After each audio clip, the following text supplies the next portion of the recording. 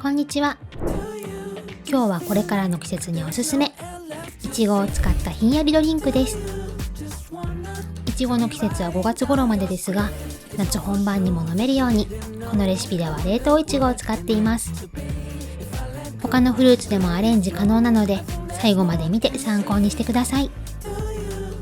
このレシピを見て美味しそうだなと思ったらグッドボタンもお願いします。それでは作っていきましょう。一つ目はお家でカフェ風、ミキサーなしで作れるストロベリーシェイクです。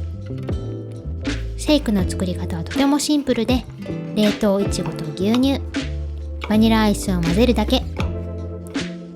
冷凍いちごは潰しやすいようにカットし、ジッパー付きの袋に入れて綿棒で潰します。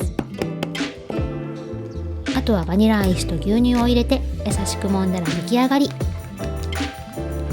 これでも十分美味しいですが、ちょっとアレンジ。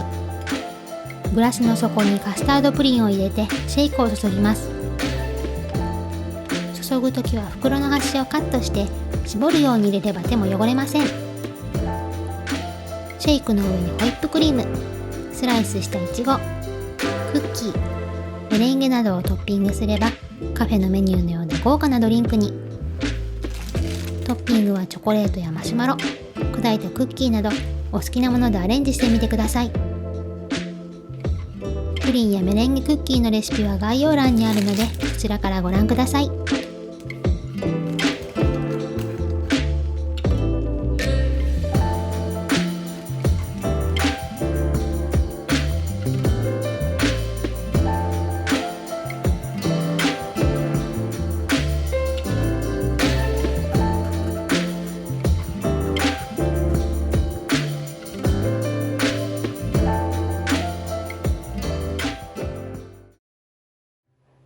2つ目はさっぱりしたココナッツウォーターを使ったドリンクです。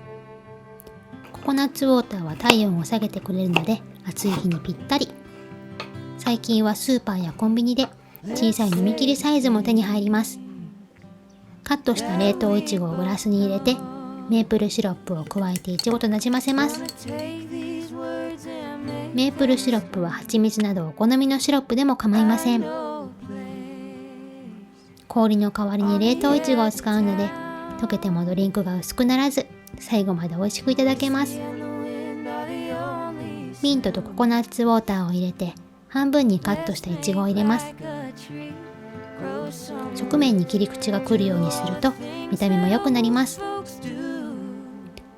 最後に縁にいちごを刺して完成です。いかがでしたか？暑い日に簡単にお家で作れるので試してみてください。最後までご視聴ありがとうございました。